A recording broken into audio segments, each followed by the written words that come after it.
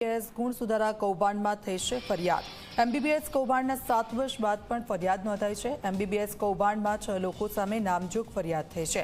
HNGU રજિસ્ટ્રારને core કમિટીએ બંધ કવરમાં નામ આપ્યા હતા। યુનિવર્સિટીએ બી ડિવિઝનમાં ફરિયાદ નોંધાવી છે। પાટણના ધારાસભ્ય કિરીટ પટેલે આ મામલે નિવેદન આપ્યું।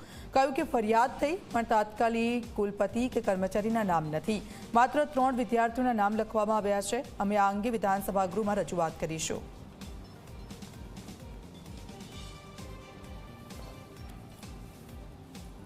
डॉक्टर जे वोरा ए समये केमिस्ट्रीना डिपार्टमेंटना हेड था એટલે એમને રીએસેસમેન્ટની જવાબદારી સંભાળેલી, પણ એની નીચે કાર્ય કરનાર કેટલાય રોજમદાર કર્મચારીઓ હતા અને જે એફિડેટ રજૂ કરવામાં આવેલી છે એ એફિડેટમાં સ્વયં સ્પષ્ટ રીતે જે વિદ્યાર્થીઓના નામ છે એમને પોતે કબૂલ્યું છે કે ભાઈ અમે આ કરેલું છે। એટલે પહેલાં એ કૃત્ય કરનાર લોકો પાસેથી આ વિગતોની આધારે ફરિયાદ નોંધવામાં આવી છે અને આગળમાં જેના નામ થશે એના ઉપર પણ કાર્યવાહી થશે। હેમચંદ્રાચાર્ય ઉત્તર ગુજરાત યુનિવર્સિટીની અંદર બહુ ચર્ચિત એમબીબીએસ પરીક્ષાની અંદર સપ્લિમેન્ટરી બદલી અને પાસ કરવાનો કિસ્સો 2018ની અંદર બનેલો। વારંવાર અમે વિધાનસભાની અંદર રજૂઆત કરી। સૌથી પહેલાં યુનિવર્સિટીની એક તપાસ કમિટી નિમાઈ। 23/3/21ના દિવસે એક તપાસ કમિટીએ રિપોર્ટ આપ્યો કે 12 સપ્લિમેન્ટરી બદલાઈ છે અને વિદ્યાર્થીઓને ખોટી રીતે પાસ કરવામાં આવ્યા છે। એના પછી એસીએસ પંકજકુમારની તપાસ નિમાઈ।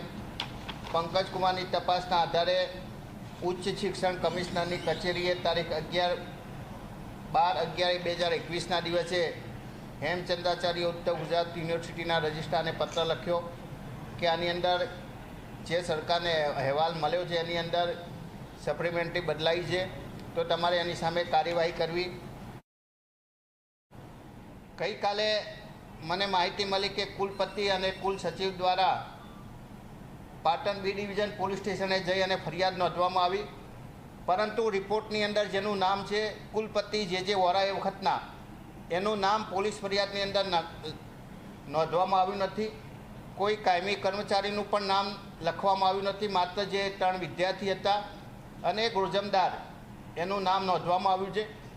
એટલે જ્યારે સરકારે સીઆઈડી ક્રાઇમે રિપોર્ટ આપ્યો હોય, એસીએસ હોમે રિપોર્ટ આપ્યો હોય અને એની અંદર સ્પષ્ટ લખ્યું હોય, નામ સાથે ફરિયાદ નોંધવાનું લખ્યું હોય અને છતાં પણ મુખ્ય આરોપીનું